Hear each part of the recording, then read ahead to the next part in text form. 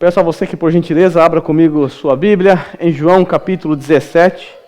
Nós ainda estamos naquele trecho da oração sacerdotal, onde o Senhor Jesus se encontra orando por seus discípulos, aqueles 11 discípulos que estavam ali com ele, lembrando que Judas tinha saído para traí-lo. Nós vamos estudar os versículos de 13 a 16 e vamos perceber que o verdadeiro discípulo, ele tem a alegria de Jesus, ele recebeu a alegria de Jesus.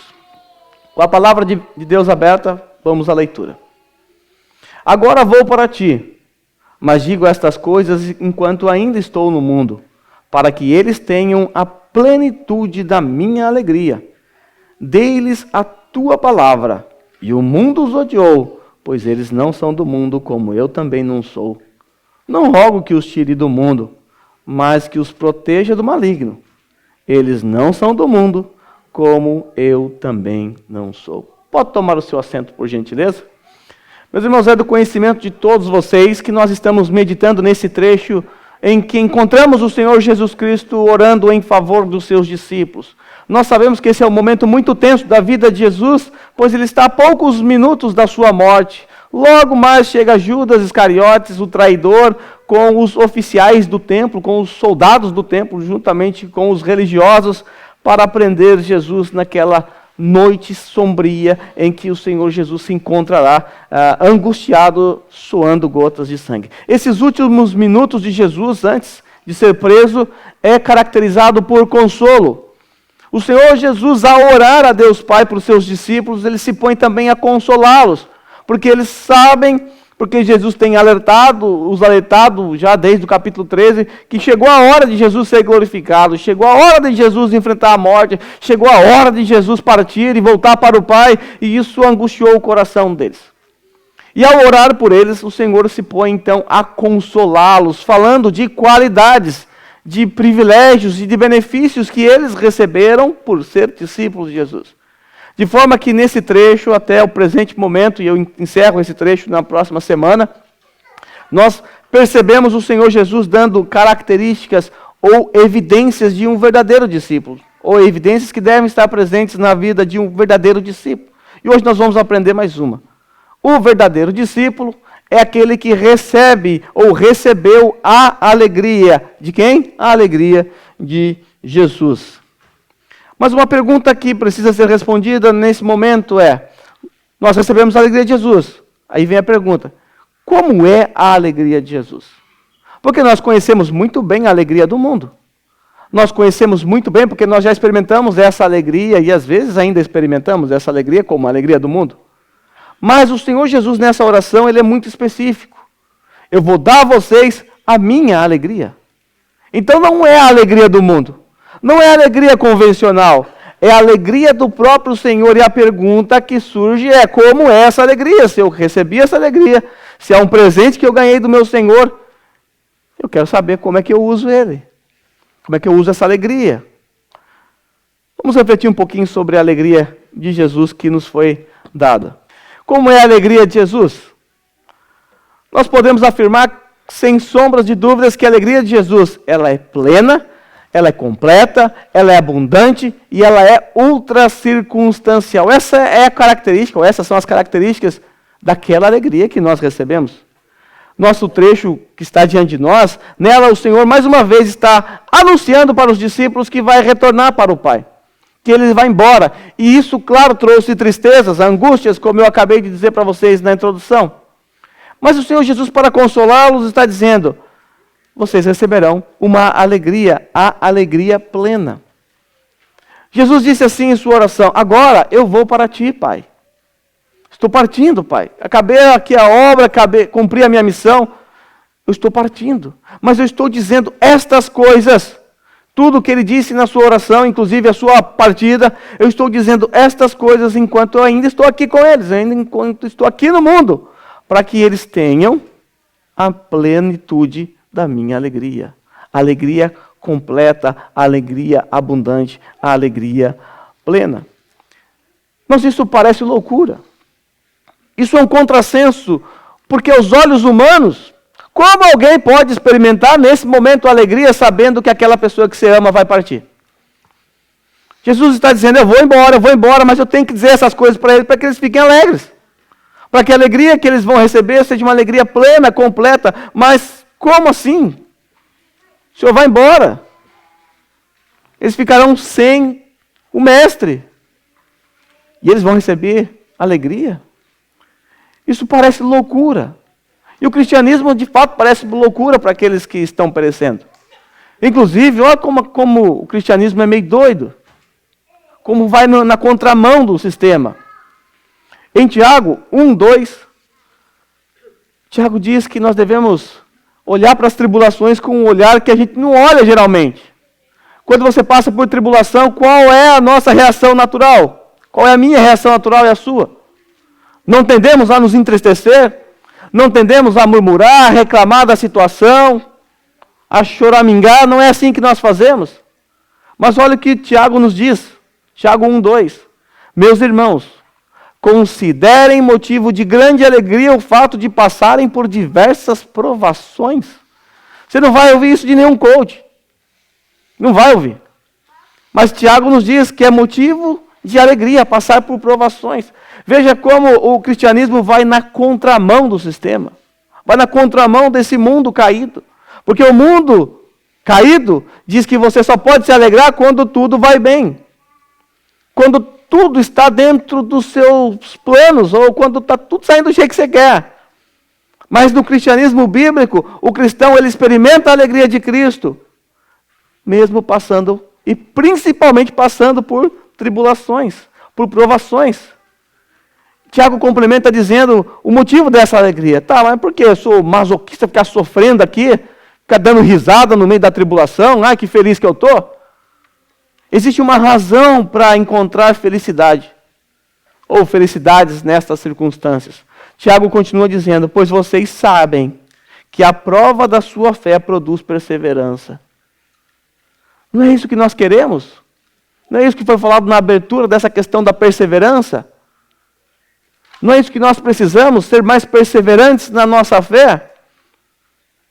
Tiago sabe que uma grande maneira de Deus nos tornar perseverantes é através das tribulações, onde criamos aquela casca grossa, onde criamos resistência. Um soldado, ele é forjado em meio a muitas dificuldades. Um bom soldado, ele é testado, ele é provado, seu psicológico é aprovado, seu físico é aprovado, seu caráter é aprovado. Mas para ele chegar na posição de um soldado preparado para a guerra, ele passa por inúmeras provações e privações. Ele sofre muito. Quando eu fui me alistar, lá com os meus 18 anos, meu sonho de servir o exército, eu queria ser piloto da aeronáutica. No inverno, marcado lá para fazer a entrevista. Lá, o exército lá de Taubaté fica numa região muito baixa, frio que só. Cheguei lá, só queria fazer a ficha ali, a entrevista, tudo. Não era nem para ser soldado ainda. Me deixaram nu no inverno por um monte de tempo. Eu disse, eu não quero participar disso aqui não. Mas isso é para quê? Para criar resistência. Para criar homens verdadeiros, fortes, corajosos, perseverantes. Na vida cristã não é diferente. Deus, quando quer trabalhar a nossa perseverança, ou trabalhar perseverança em nós, saiba, Ele vai dar muitas e muitas provações. Então, quando você estiver passando por provação, ou por provações, eu sei que vai ser difícil lembrar disso, porque eu também me esqueço às vezes. Mas nós precisamos nos lembrar que é Deus trabalhando em nossas vidas. E encontrar nisso ainda a alegria, porque é um motivo de grande alegria saber que Deus, o nosso coronel, o nosso capitão, está forjando o caráter, forjando o seu caráter em nós. Motivo de alegria.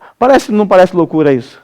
Vai falar isso para o ímpio, vai falar isso para o incrédulo, que quando a gente passa por tribulações, a gente tem que se alegrar. Você está louco. É que eles não entendem. Eles não sabem como funciona o processo de treinamento de Deus. E a perseverança, diz Tiago, deve ter ação completa, a fim de que vocês sejam maduros e íntegros, sem lhes faltar alguma coisa. Viu o que Deus quer? Você não quer ser maduro? Você não quer ser íntegro? Eu quero. Então tá bom. Para isso, o Senhor vai nos provar de inúmeras formas. E nós devemos nos alegrar quando isso acontecer. Devemos abandonar a tendência da murmuração, da reclamação, e passar a olhar para Deus e agradecer, sobretudo, pelo que Ele está fazendo em nossas vidas. Tem semanas que são difíceis, outras um pouco menos, outras um pouco mais. Essa semana minha foi um pouco difícil, e a Rose me mandou uma mensagem durante a semana, falou, essa semana está difícil. Eu disse, é Deus trabalhando em nós. Motivo de grande alegria. Deus está demonstrando o seu amor ao enviar provações para as nossas vidas. Louvado seja o nome do Senhor. Quando nós olhamos para a alegria do ímpio, essa alegria que a gente consegue perceber aqui no texto que Jesus está falando. E fica nítido para nós que essa alegria de Jesus só pode receber ela aqueles que são realmente salvos. Somente os filhos de Deus podem experimentar essa verdadeira alegria. O mundo não pode jamais experimentar essa alegria. Por quê? Porque a alegria do mundo está fundamentada no quê? Está fundamentada nas coisas próprias dessa terra. O que faz um ímpio se alegrar? Um salário gordo, um carro novo, como os 2 carros que eu comprei e estacionei aqui na frente, para os que chegaram de manhã viram, a Lamborghini e a Ferrari, depois eu empresto para vocês. Isso traria alegria no coração de alguém? Sim. Mas não se iludam, esse tipo de alegria é passageiro. Acaba, porque o carro vai acabar um dia. Mas a alegria do cristão não está nessas coisas, nas circunstâncias, ou no que nós temos, ou quem nós somos. Está no que Cristo é, no que Ele fez, no que Ele nos tornou. Nossa alegria está fundamentada naquele que é eterno. Por isso a nossa alegria ela é plena, completa e ultracircunstancial. Ela é perfeita, porque essa é a alegria de Cristo. Se a minha e a sua alegria for procedente apenas das coisas ou dos benefícios que nós recebemos desse mundo, então nós não estamos experimentando a verdadeira alegria, que é a alegria de Jesus. E essa alegria que você experimenta por estar fundamentado nessas coisas, vai te trazer decepção e frustrações. Porque ela vai passar. Porque nem tudo são flores. A flor é bela, mas existem espinhos na flor. E por vezes nós temos que segurar no espinho com alguém puxando. Mas a flor é bela. Mas os espinhos machucam. E quando machuca, você solta a flor e pisa nela, porque você fica revoltado.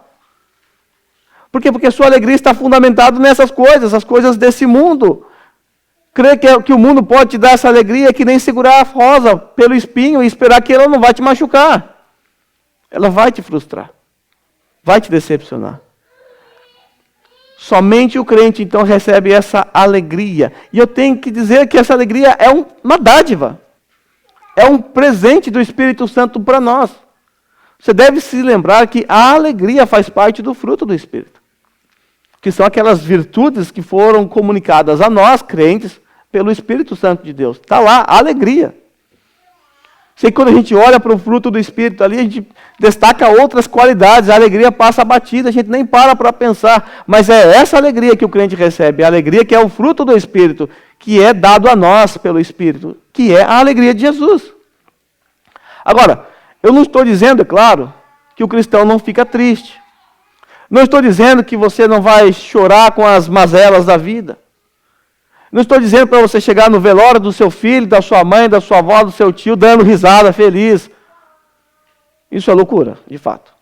Se você fizer isso, você está com problemas. É lógico que nós sofremos, é lógico que nós nos angustiamos. É lógico que às vezes nós oramos como o Senhor Jesus, Pai, se possível, afasta de mim esse cálice. O Senhor Jesus estava angustiado naquela noite, chegou a suar gotas de sangue. Jesus sabia o que ia acontecer com ele. Tudo bem, isso faz parte da vida. Mas veja o que Jesus disse para os discípulos, lá no capítulo 16, quando ele anunciou que ele ia partir.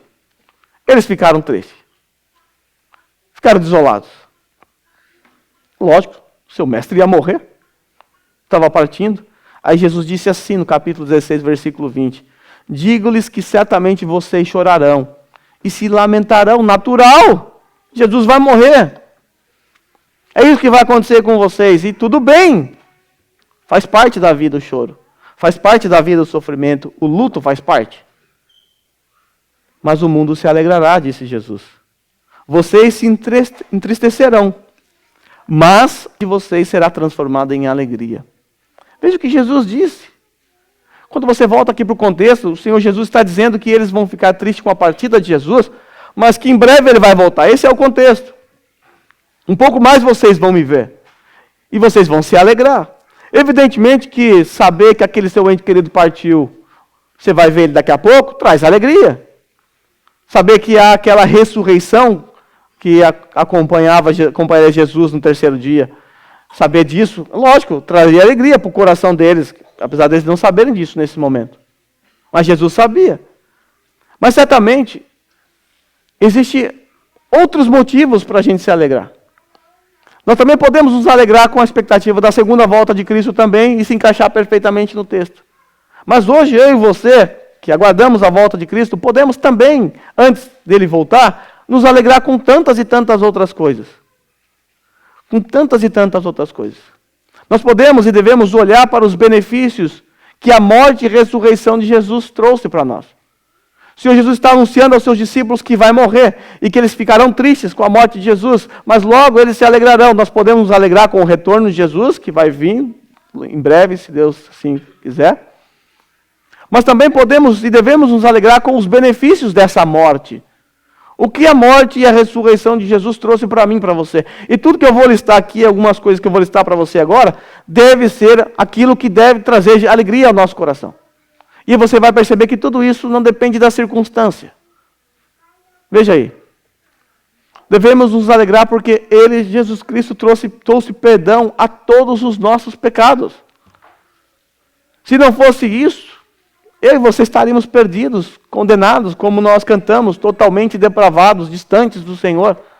Essa era a nossa condição. A morte de Cristo nos trouxe justificação. Agora você pode se apresentar diante de Deus como alguém justo, porque você já não é mais condenado. Te trouxe salvação, te trouxe redenção. Garantiu a mim e a você a glorificação. Te deu vitória contra a carne, contra o mundo, contra o diabo. Deu a você e a mim um Pai, o Pai Celestial. A morte de Cristo nos deu a vida eterna. Nos deu uma esperança de que um dia Ele vai voltar para nos levar para junto dEle. Ele, com a sua morte, nos prometeu novos céus e nova terra, nos deu uma nova família, a família da fé. E eu poderia continuar essa lista aqui. Veja que tudo está fundamentado no que Jesus Cristo fez e os benefícios da sua morte. Agora, se tudo isso que eu falei não for suficiente para trazer alegria ao seu coração, o que mais será? Aquela Lamborghini que estava estacionada aqui? A ferrugem vai destruir aquilo um dia? O ladrão vai roubar? Se a sua alegria não estiver fundamentada naquilo que é eterno, naquilo que é perene, então a sua alegria não será como a alegria de Jesus. Não será perfeita, plena, eterna, perene e ultracircunstancial. Eu digo tudo isso, irmãos, porque uma das marcas do contentamento na vida do cristão é a alegria. A alegria e o contentamento andam de mãos dadas. A alegria. É impossível ver alguém descontente feliz e alguém feliz descontente. Lembre-se, estou falando da alegria de Jesus, claro, não da do mundo. Uma das marcas do contentamento na vida de alguém é a sua alegria. E como o contentamento é ultracircunstancial, a alegria que anda de mãos dadas com ela também é. Ou seja, não depende da circunstância. Como eu já ensinei a vocês anteriormente, a murmuração é o filhotinho terrível do descontentamento. O descontentamento é pai da murmuração. Você quer saber se alguém está contente com o seu casamento, com os seus filhos, com o seu trabalho, com a sua vida, com seus estudos, ou com a igreja, ou com qualquer outra coisa? É muito fácil.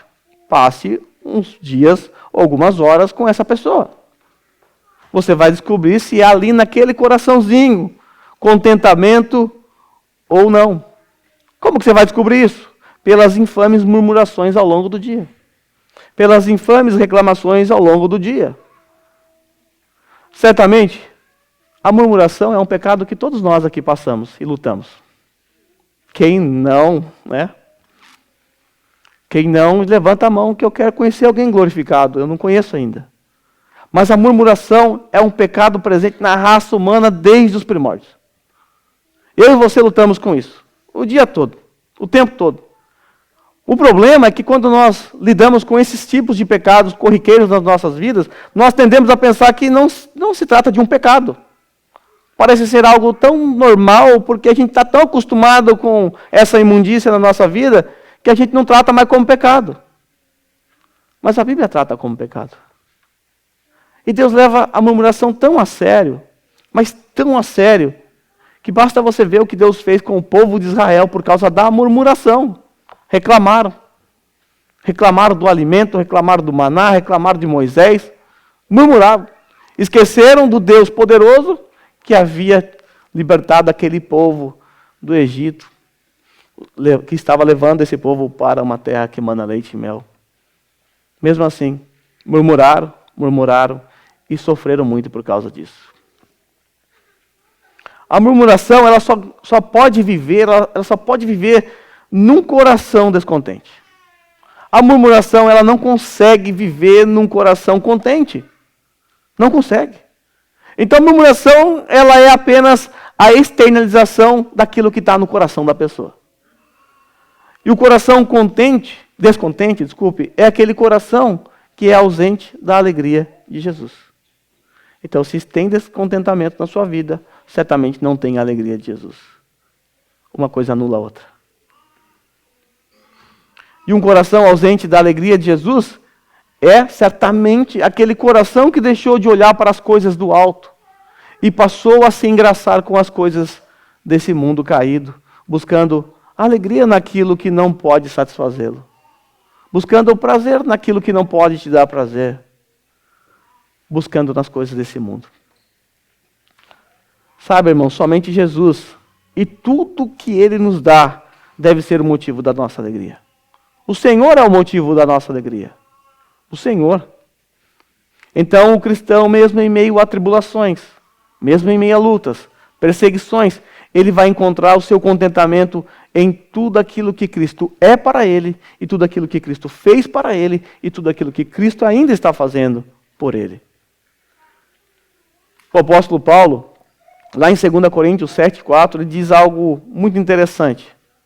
Ele disse assim: tenho grande confiança em vocês, e de vocês tenho muito orgulho. Sinto-me bastante encorajado. Minha alegria transborda em todas as tribulações. Consegue perceber a linguagem de Paulo? Transborda, pensa num cálice transbordando. Em todas as tribulações. Em todas as tribulações. É ultra circunstancial.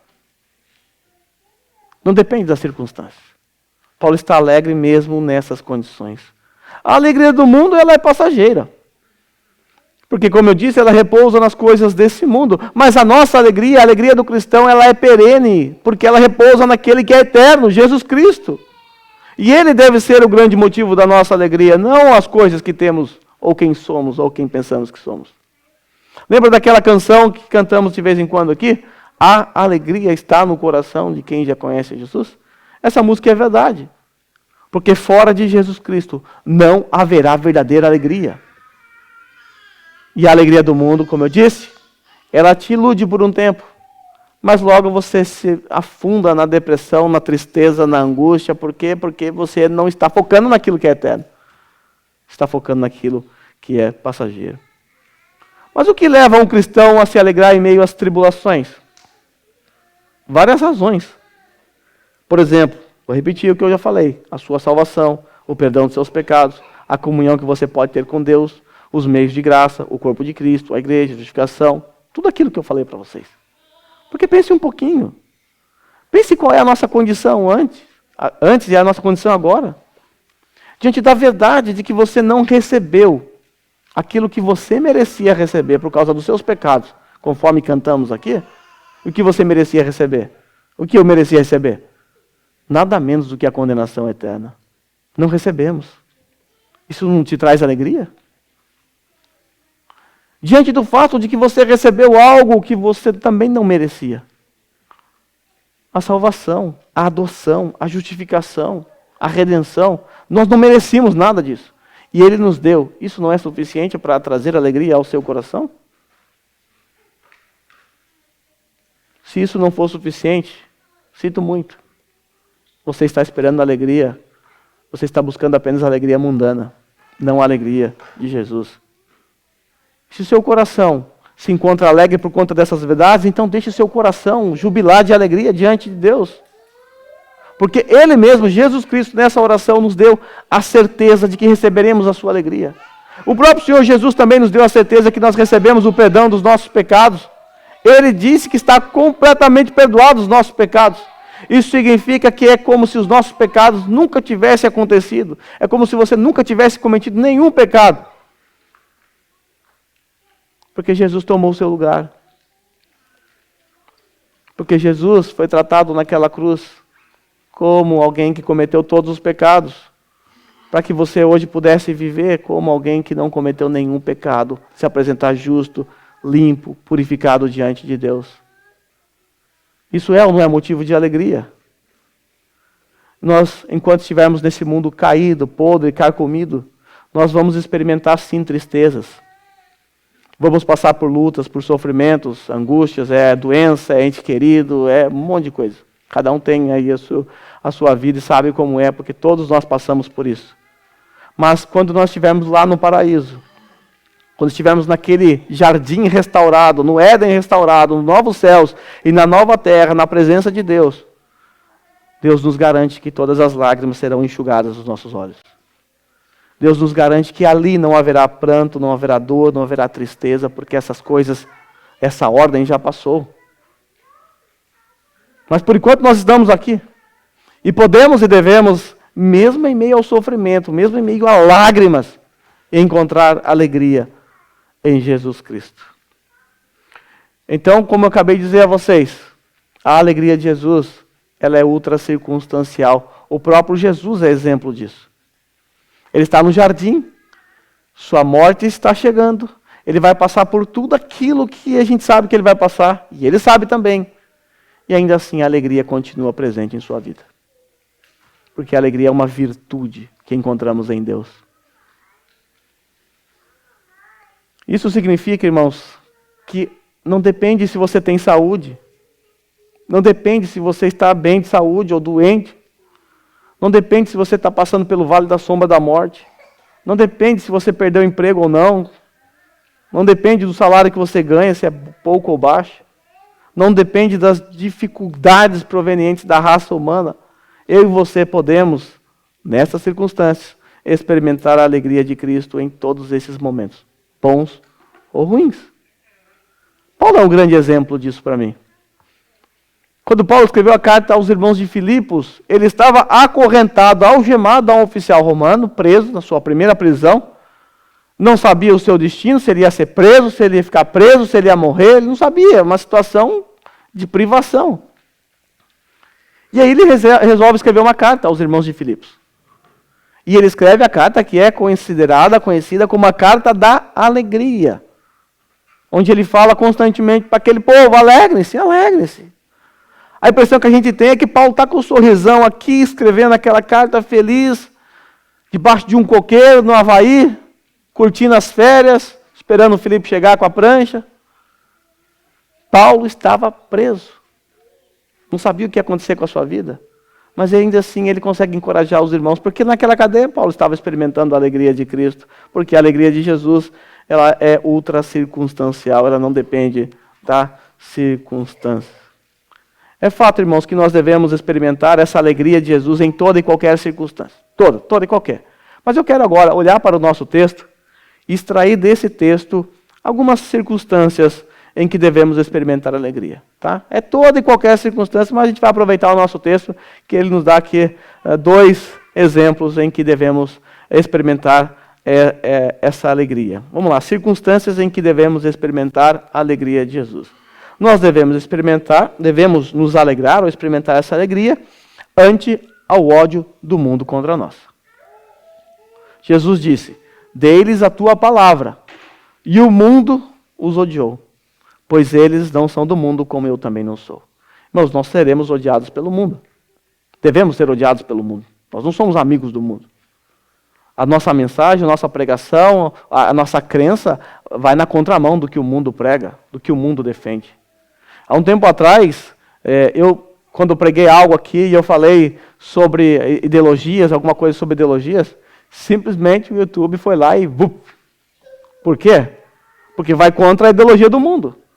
E vai acontecer de novo, tá? Só porque eu falei contra aborto, só porque eu falei contra esse sistema nefasto, só porque eu defendi o casamento monogâmico, só porque eu disse que nós não aceitamos o homossexualismo, que a Bíblia condena. Olha lá, o YouTube foi lá e vai fazer de novo. O mundo nos odeia. A nossa mensagem é agressiva. O que cremos é agressivo. E tudo bem. Se perseguiram Jesus, se perseguiram os apóstolos, se perseguiram os pais da igreja, tudo bem que seja assim. O mundo os odiou. Ante o ódio do mundo, ante a perseguição do mundo.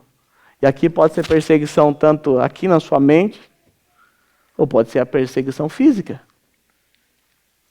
Aqui a gente não passa por perseguição física ainda. Mas se passar, temos que encontrar alegria em Deus, mesmo diante desse tipo de perseguição. Mas eu quero lembrá-los também de algo que o Senhor Jesus disse lá no capítulo 15. Lá no capítulo 15, o Senhor já havia dito para os seus discípulos assim: vocês serão odiados, vocês serão perseguidos pelo mundo. O mundo vai odiar vocês. E agora o Senhor está repetindo a mesma coisa aqui para eles, nessa oração. A mesma verdade. Vocês serão perseguidos, mas que eles recebam a minha alegria. Consegue perceber como ela não depende das circunstâncias? Não depende. Mas um ponto que eu quero destacar também, para que não passe batido, é que a perseguição contra um discípulo tem uma razão. Não é por qualquer razão.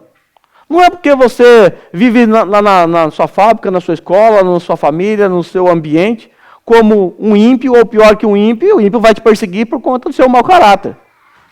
Não é esse tipo de perseguição. É a perseguição por causa da palavra que recebemos. Eu dei a palavra e o mundo os odiou. Eles receberam a palavra, eles receberam a verdade. Eles estão vivendo, pregando essa palavra. E agora o mundo os odeia por conta dessa palavra. Eu digo isso porque senão às vezes a gente fala, alguém quer um pedido de oração, pastor, a fábrica o Satanás está se levantando contra mim. O mundo está me perseguindo, ore por mim. Tá, mas está perseguindo por quê? Às vezes você vai ver, a pessoa não fala com ninguém, maltrata as pessoas.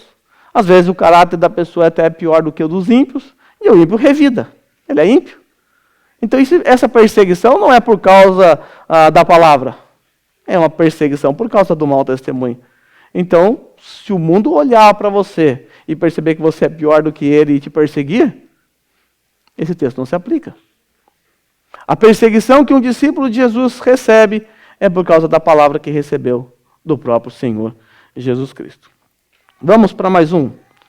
Segunda circunstância em que devemos experimentar a alegria de Jesus. Mesmo ante aos ataques de Satanás. Jesus disse assim na sua oração: não rogo que os tire do mundo, mas que os proteja do maligno, do diabo, Satanás, capiroto, sei lá como é que você quer chamar isso aí.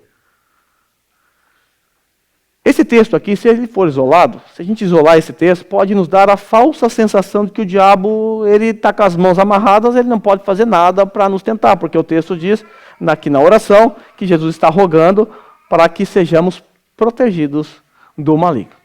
Então tá tranquilo, o diabo não vai nem mexer o saco aqui, porque eu estou tranquilo, eu tenho proteção aqui, tomei a vacina contra o capeta, ele não vai me tentar, não vai me perturbar de jeito nenhum. Então, se o texto for isolado, a gente pode chegar a essa conclusão, porque estamos protegidos. Isso é verdade, que estamos protegidos, sim. Inclusive, em 1 João 5, 18, 19, João diz assim: sabemos que todo aquele que nasceu de Deus, Deus o protege, o maligno não lhe toca ou o atinge. Isso é verdade. O diabo não tem poder acima do poder de Deus. Quando Satanás foi tentar Jó, foi debaixo da permissão divina. Ele não é autônomo para fazer esse tipo de coisa contra os filhos de Deus. Mas nós não podemos, apesar dessa segurança, dessa informação, nós não podemos desprezar o fato de que Satanás, de fato, é nosso adversário. Nós não podemos negar que ele anda ao nosso derredor procurando uma oportunidade para nos estragar, porque é isso que a Bíblia diz. A gente brinca, mas Satanás não brinca em serviço. Ele faz de tudo, ele se esforça ao máximo para derrubar um filho de Deus. E eu e você não podemos menosprezar ou desconhecer as artimanhas de Satanás. Não podemos. Paulo não desprezava. Paulo, ele sabia muito bem quais eram as artimanhas e intenções de Satanás. Ele disse lá em 2 Coríntios 2:11, a fim de que Satanás não tivesse vantagem sobre nós, pois não ignoramos suas intenções. Não desprezamos suas intenções. Nós sabemos quais são as intenções de Satanás. Então é importante não menosprezar. É importante não deixar de lado e dizer, isso aqui não tem perigo não. Estou aqui fortalecido, protegido contra as ciladas de Satanás. Paulo não ignorou as intenções de Satanás. Então nós não podemos jamais negar que tanto Satanás quanto seus pares são poderosos. E tem muito poder. Você deve se lembrar do que Lucas registrou lá no capítulo 22, 31, as palavras de Jesus a Pedro. Diz assim, Simão, Simão, eis que Satanás vos reclamou para vos peneirar como trigo. Olha o que Satanás queria fazer com Pedro. Peneirar como trigo. Acabar com a vida de Pedro. Aí Jesus disse, eu porém roguei por ti para que a tua fé não desfaleça. Satanás existe. Satanás se levanta contra o povo de Deus. Ele odeia tudo aquilo que é de Deus. Mesmo ante a perseguição de Satanás, devemos encontrar alegria. Agora, humanamente falando, saber que o nosso inimigo é tão poderoso assim, que ele está aqui na nossa bota, rugindo aqui que nem um leão, doido para derrubar o povo de Deus, lançando artimanhas, flecha para tudo quanto é lado. Nós estamos num campo de batalha. Saber disso, será que é possível gerar alegria em nosso coração sabendo disso? Imagine você numa guerra, em que há adversários por todos os lados, eles estão querendo acabar com a sua vida. Tenho certeza que a alegria você não ia ter ali. Você ia estar tenso, preocupado, angustiado. É ou não? Claro que é. Mas Jesus está dizendo que nós podemos experimentar essa alegria, mesmo sabendo que Satanás está a nos perseguir. Mesmo que Satanás está na nossa bota tentando nos derrubar. Agora, ouçam o que eu tenho a dizer a vocês. Satanás sim é poderoso. Nós não podemos negar. Mas o poder de Satanás é infinitamente menor do que o poder daqueles que está, ou daquele que está em nós. Maior é o que está em nós do que aquele que está no mundo. Talvez você lembrou de uma canção muito antiga aí, né? Ele entregou a idade aí. A questão é, o que nós precisamos fazer para nos proteger do maligno? Se Satanás é um adversário que está à espreita, tentando nos derrubar o tempo todo, e está mesmo, a gente não pode negar isso, o que nós precisamos fazer? Como nos preparar para nos proteger contra o maligno? Tiago 4:7 responde. Portanto, submetam-se a Deus, resistam ao diabo, e ele fugirá de vocês. O que nós precisamos fazer? Em primeiro lugar, submeter a Deus. O que é se submeter a Deus? É se submeter à palavra. É reconhecer o seu poder, a sua soberania, reconhecer os seus atributos. É entender que Ele é o Deus controlador de todas as coisas. É se submeter, se colocar debaixo dEle, debaixo da proteção dEle. E assim resistimos ao diabo. E ele vai fugir. Como devemos nos preparar, então, para enfrentar esse inimigo? Olha que legal, o apóstolo Paulo, ele escreveu, lá em Efésios capítulo 6, sobre a verdadeira batalha espiritual. Não é essa batalha espiritual vendida pelo neopentecostalismo por aí, mas a verdadeira batalha espiritual. E lá ele orienta os irmãos de Éfeso da seguinte forma. Finalmente, fortaleçam-se no Senhor e no seu poder. Como vencer Satanás? Se fortalecendo no Senhor e no poder dele. Paulo continua. Vistam toda a armadura de Deus. Eu não vou explicar a armadura de Deus, porque você já está acostumado com essa armadura de Deus. Você sabe que compõe a armadura de Deus ali em Efésios capítulo 6. Então, vistam de toda a armadura de Deus para poderem ficar firmes contra as ciladas do diabo, pois a nossa luta não é contra seres humanos, mas contra poderes e autoridades, contra os dominadores deste mundo de trevas, contra as forças espirituais do mal nas regiões celestiais. Por isso, vistam toda a armadura de Deus, para que possam resistir no dia mau e permanecer inabaláveis depois de terem feito tudo. Consegue perceber o que nós precisamos fazer? De fato, irmãos, nós estamos numa batalha espiritual. Nós estamos numa guerra espiritual. A vida cristã é uma guerra. E nessa guerra, todo cristão é convocado para batalhar. Todo cristão tem que ir para a linha de frente. Não tem como não ir para essa batalha. Se você é um cristão, você está numa guerra e você não tem descanso um minuto sequer. Satanás, ele não para de nos atacar. Ele ataca em todas as áreas da nossa vida. Ataca lá no lar, semeando mentiras no coração dos cônjuges, colocando um contra o outro. Colocando filhos contra pais, sentimentos malignos no coração dos pais contra os filhos, atacando também no ambiente de trabalho, semeando discórdias, plantando descontentamento, colocando um sexo oposto na sua vida, conversando com você na fábrica, com conversinhas maliciosas. Satanás está aí, só preparando o ambiente. Ele nos ataca, é verdade, em meio a muitas esferas. Em vários campos. Mas eu quero focar em um lugar específico para dar continuidade à ênfase que eu dei na semana passada, a questão da unidade. Um lugar onde ele ataca com muita frequência e com muita força é dentro da comunidade da fé. Se tem um lugar onde Satanás ataca, é a comunidade da fé. Lembre-se, Satanás é contrário a tudo aquilo que Deus fez. Como nós vimos na semana passada, Deus, de maneira sobrenatural, derrubou aquele muro de separação que havia entre judeus e gentios, colocando ambos no mesmo corpo, fazendo parte de uma mesma igreja. E agora eles deveriam aprender a se amar. Porque o muro de inimizade foi derrubado pela cruz de Cristo. Nós vimos que essa é a missão de Satanás, ele levar a gente a reconstruir esse muro. Nós vimos que para erguer esse muro, ele conta com a mão de obra daqueles que são habilidosos em semear discórdia. Essa é a mão de obra, o instrumento de trabalho de Satanás, aqueles que são habilidosos em semear discórdia. Estamos numa batalha. E nessa batalha espiritual, Satanás sempre vai usar esses combatentes que estão desatentos, que estão desacompanhados de sua armadura, que não se fortaleceram no Senhor. E é esses aí que Satanás usa, aqueles soldados fracos, aqueles soldados que estão desprovidos de sua armadura, que estão com a fé abalada. É esses aí que Satanás vai atacar. Porque se ele acertar esses acertarão outros. E é isso que realmente acontece. Nós precisamos nos lembrar do imperativo, lá do capítulo 4 de Efésios, versículo 3, da semana passada. Façam todo o esforço para conservar a unidade do Espírito pelo vínculo da paz. Todo esforço. O inimigo vai nos desestimular a se esforçar para manter essa unidade, essa pureza dentro do corpo de Cristo. Não à toa, quando a gente chega lá no capítulo 6, versículo 4 de Efésios, Paulo deixa claro quem não são os nossos inimigos. Quem não são nossos adversários. Paulo disse assim, a nossa luta não é contra seres humanos. Não é contra seres humanos. A nossa luta é contra quem?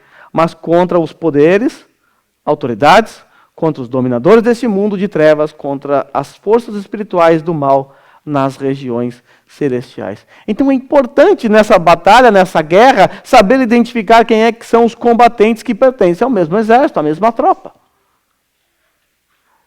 Nós estamos aqui como um pelotão da Igreja Batista Reformada aqui em Nishio. Estamos debaixo de uma mesma missão. Somos companheiros de guerra.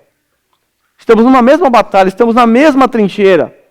Temos o mesmo alvo, a glória de Cristo. A vitória contra o pecado. Mas a pior tragédia que pode acontecer numa guerra é quando um começa a atirar no outro. O famoso fogo amigo. O famoso fogo amigo. E não se iluda, o fogo amigo acontece aqui. O fogo amigo acontece dentro da igreja de Cristo, por incrível que pareça. Isso é loucura. Isso é insanidade da nossa parte, porque eu dependo do soldado do meu lado para me dar cobertura e eu que estou atirando nele. Eu estou confiando que esse soldado vai me proteger e ele está atirando nas minhas costas. Lembra da história de Gideão? Seus 300? Os 300 de Esparta lá daquela época? Eles não fizeram nada. Eles se mataram entre si, só ficaram lá sem pagar da lado, tocaram a trombeta, acenderam a tocha. Ah, que fácil vencer a batalha assim. Satanás usa essa estratégia. Às vezes ele nem precisa fazer nada no meio da comunidade da fé. A gente mesmo se mata. Nós mesmos nos esquecemos que nós somos soldados de Cristo. Estamos na mesma trincheira, lutando pelo mesmo propósito. Pelo mesmo propósito. Lembra da música que cantamos na semana passada? Lado a lado, trabalhando, sua igreja edificando, rompendo a barreira pelo amor. É isso que nós cantamos na semana passada. Assim sendo, devemos tomar cuidado para não atirar os nossos aliados. Lembre-se, estamos numa guerra. Estamos numa guerra. E nós pecamos quando vemos os nossos companheiros de guerra que foram atingidos por alguma seta inflamada do inimigo fraco. Está fraco agora, está sem força, está caído, sangrando, não consegue caminhar, não consegue levantar. E aí você vai lá, eu vou lá e viro as costas para esse soldado que foi ferido. Eu disse uma vez para vocês que quando eu era adolescente eu ouvi uma frase, e essa frase de certa forma faz sentido. A igreja é o único exército que costuma deixar os soldados feridos para trás. Isso parece fazer sentido ou não? Qualquer exército, em qualquer guerra, se você assiste filme de guerra ou documentário, você vai ver essa cena, e essa cena é real, porque é uma questão de honra. Se você morrer na linha de frente tentando ajudar um companheiro de guerra, você vai ser condecorado com medalhas, a sua família vai receber essa condecoração, porque é muito honroso. Agora, se você vencer uma batalha, mas deixar soldados para trás, feridos, você é uma vergonha para o exército, para a tropa. Todo filme você vê, eles voltando, se arriscando a própria vida para tirar aquele companheiro que levou um tiro na perna e que não consegue andar. Soldados não ficam para trás. Não devem ficar para trás. Mas é isso que muitos de nós fazemos quando a gente percebe que algum irmão se encontra desanimado, fraco na fé, tomou um tiro, foi abatido pelas setas de Satanás. Não cuidou da mente, deu o coração a Satanás e está abatido. Precisa de ser resgatado. A arma que nós usamos por vezes para atirar nos nossos próprios companheiros é a nossa língua. Aquele órgão tão pequeno, né? Capaz de incendiar uma floresta. A nossa munição está na nossa própria boca por vezes. Porque nós usamos para maledicência contra os nossos companheiros de trincheira. Nós conseguimos criticar. Aí isso aí a gente é bom. Isso aí está profissional aqui. Nota 10 nas críticas. Mas a gente às vezes não é capaz de oferecer um socorro. Às vezes não somos capazes de chegar numa pessoa e orar por ela, de exercer misericórdia, de amar.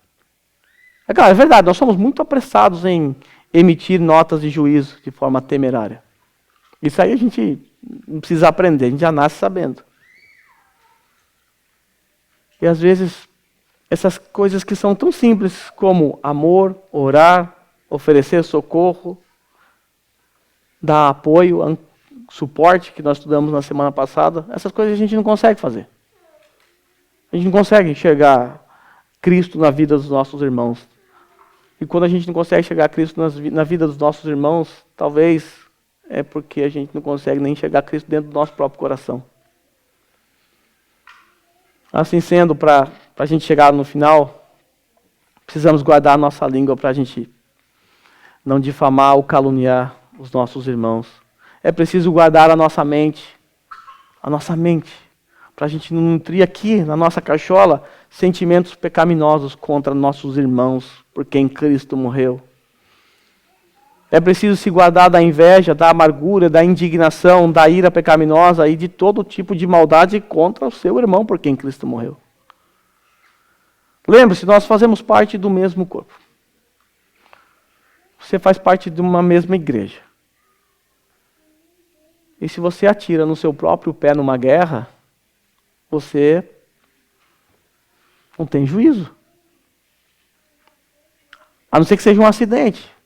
Mas você numa guerra, certamente você não vai por conta própria. Vamos ver como é que é isso aqui. Ó. Não gostei do dedão. Essa unha encravada é muito feia. Quer saber? Vou dar um tiro nela. Você não vai fazer isso. Porque você sabe que aquele dedo feio, por mais feio que seja, por mais que esteja encravado, se você atirar nele, você vai sofrer, porque é seu corpo. Mas é isso que a gente faz.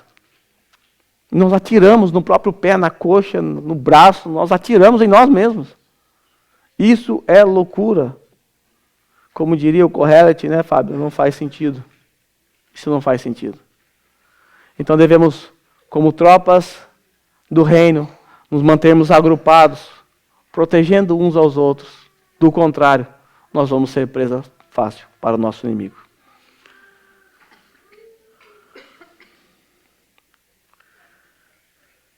Vai ficar um ponto para a próxima semana. Queridos irmãos, nós também precisamos atentar para a realidade de que nós estamos nessa batalha espiritual. Nós não podemos esquecer disso. Não podemos nos esquecer que a nossa batalha não é contra nossos irmãos. Não é. E eu quero te incentivar a pensar durante essa semana. É um desafio para você, é um desafio para mim.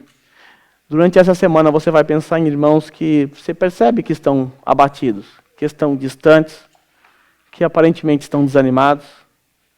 E eu quero que você coloque essas pessoas que você tem na sua mente em oração. É um compromisso que você faz com Deus, de orar por seu companheiro de guerra. Mas também não só isso. Busque uma oportunidade, busque um tempo com muita sabedoria para você bater um papo com essa pessoa. E se mostre preocupado com a sua vida espiritual. Seja aquele suporte, aquele apoio que a gente aprendeu na semana passada. Pergunte se essa pessoa precisa de alguma ajuda. Às vezes tudo que a pessoa precisa é apenas desabafar. Tudo que ela precisa é apenas falar o que ela está sentindo, é pôr para fora.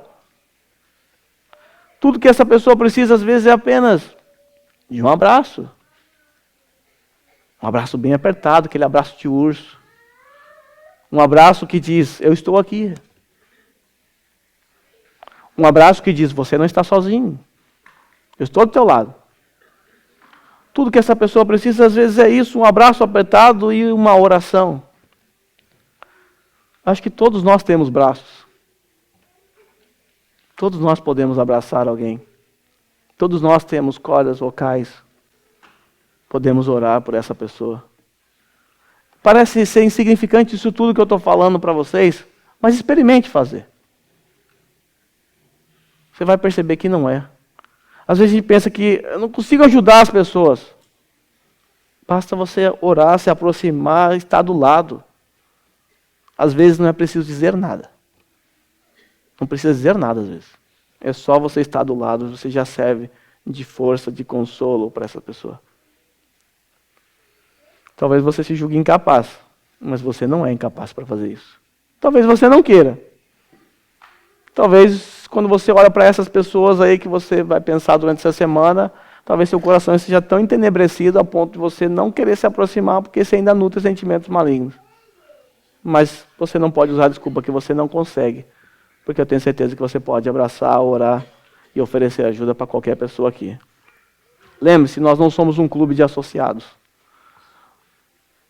Você que é membro aqui, você não tem a carteirinha de associado e que você desiste disso porque você achou um clube melhor. Nós não somos um clube de associados, nós somos uma tropa. E nós estamos na linha de frente. E tudo que nós temos é Deus e um ao outro. Tudo que nós temos é Deus e uns aos outros. Isso faz parte do discipulado. Isso que eu estou dizendo é apenas discipulado.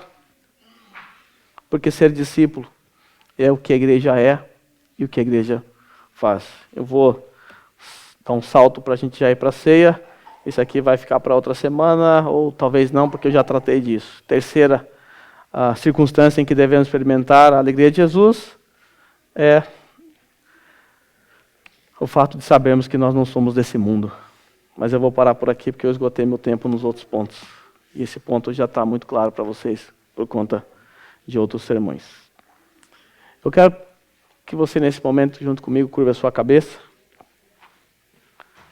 Nós vamos a Deus em oração. O desafio está posto.